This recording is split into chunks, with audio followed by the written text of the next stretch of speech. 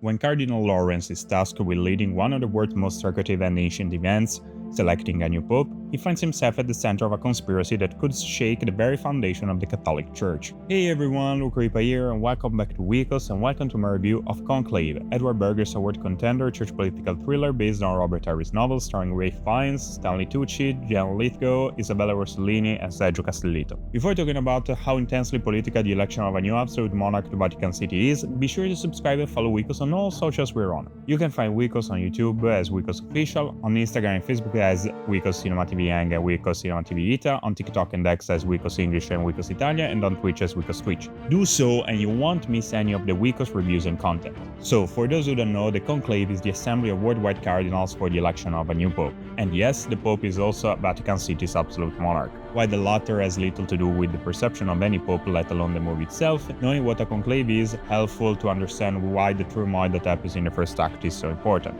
Not that the movie doesn't eventually explain it, it becomes abundantly evident, but yeah, it helps you concentrate on the thriller rather than the institution. Anyways, growing up Catholic in Italy, I was well aware of the process. In my lifetime, we had 3 popes. John Paul II died while Benedict XVI abdicated, first canonized abdication since the 15th century. All of that helped me focus on the ecclesiastic political thriller in front of me. And honestly, this one, it's one of 2024's best movies. Let's start with saying that the movie does have precise ideas as to what are the right current Cardinal Lawrence, our protagonist, should follow. And to be fair, it's essential to establish what's right and wrong in political thrillers, whether right from the beginning or at the end, and whether you agree with it or not. Berger and Peter Straughan, the screenwriter who adapted Harry's book, do so not so delicately. While they don't waterboard you with the exposition, the intentions are clear.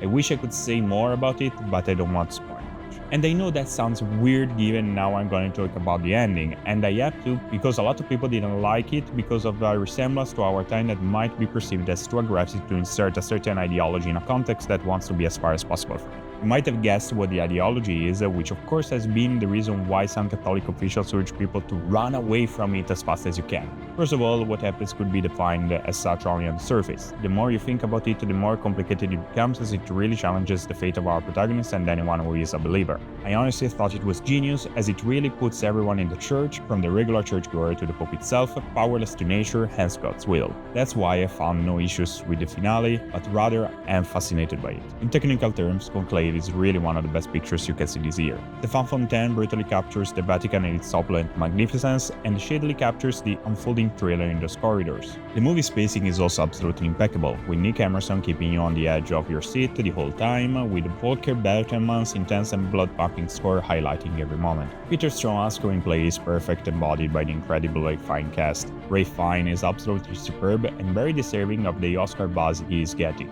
Very likely not the winner, but still a performance for the ages by one of the best actors of his generation. Stanley Tucci is also deserving of the supporting role buzz. His screen time is considerably limited, but it is layered and subtle. Isabella Rossellini also have a very limited screen time, more so than Tucci, which reflects the lack of female figures in the Vatican and, more broadly, the Catholic Church.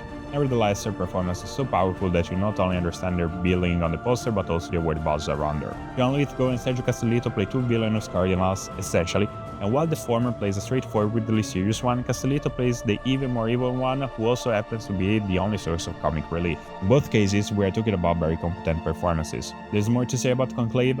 Honestly, I don't think so. It's a great movie that is best enjoyed in a theater with very powerful audio, as it is a masterclass in sound design, much like Berger's previous movie. Overall, I score Conclave with a 9 out of 10. Go watch this Oscar contender, an engaging political thriller so effective it will make you want to watch it again. That's it for this review. Did you watch Conclave? What did you think about it? Let us know down in the comments. If you liked the video, be sure to leave a like and subscribe or follow on our platforms. And remember, if you're Italian, every Tuesday at 7 AM we release our own podcast, Il Weekos Podcast, where we talk about movies and TV and occasionally gaming and tech.